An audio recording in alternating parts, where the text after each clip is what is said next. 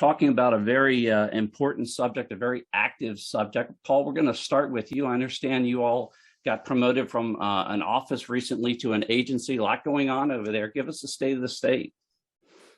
Yeah, absolutely, Luke, and thanks for having me on. So as part of the Enterprise Cloud Management Agency, as most of you know here, but for others that are relatively new, we're responsible for both creating the strategy as well as the implementation and delivery of the Army's new modern approach to adopting cloud computing. We've had a number of different swings at that in the past, but really we weren't leaning in and changing the way that we organize ourselves, nor were we looking at the way that we do business. So over the course of the last 2 years, the ECMO, as it was first founded, the Cloud Management Office, essentially leaned in and started delivering not only a strategy, but also services to accelerate the Army's adoption of cloud. And with us adopting, delivering services and what that meant for the Army, we were once part of the Chief Information Office officially as part of one of their directorates. But we had to switch into a field operating agency because we started to step out of the role of just policy and governance that's typically appended to the CIO and started delivering services and capability. And so by becoming a field operating agency that reports to the CIO, now we've got the full spectrum of essentially authorities when it comes to not only ideating around what should be done across the Army when it comes to cloud, but also executing and delivering services. When we first leaned in, we partnered with the Office of Business Transformation. They had a major move to start to modernize the ERPs that run a lot of the logistics in business for how we do the Army. And so we had a major press to move those capabilities into the cloud. And that was kind of the first mover.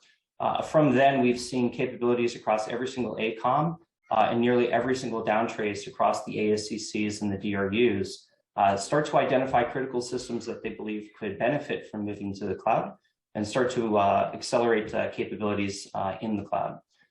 It's really started this journey of a new realization of how we could be doing business. I just recently got back from 9 days of travel, and essentially I was running across the entire Pacific from Washington State to Hawaii, all the way out to Guam.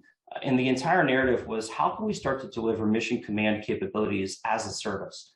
Typically in the Army, we think about delivering capabilities as a massive fielding challenge.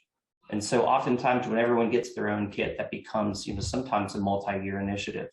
But now with the delivery of online on-demand compute and storage resources, we can now fundamentally reimagine the way that we deliver capabilities all the way to the tactical warfighter.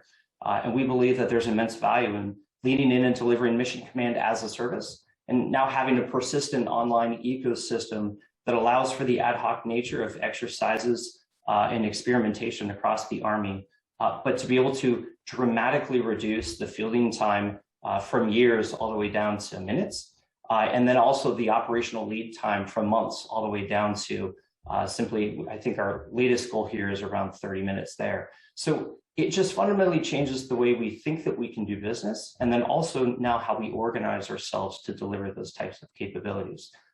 So definitely a lot going on. In 22, our goal is to really scale the value of cloud computing across the Army.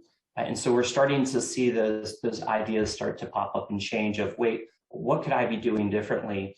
And not only the way we organize, but then also the way that we design these systems to now work as a distributed ecosystem rather than these isolated fixed resources that we're typically accustomed to in the past. So we're really excited for where 22 is going to go, especially in the context of scale, but also then just the different way that we can possibly do business to dramatically lower the cost of doing business, but also increase the capabilities and value that we can have to the warfighter.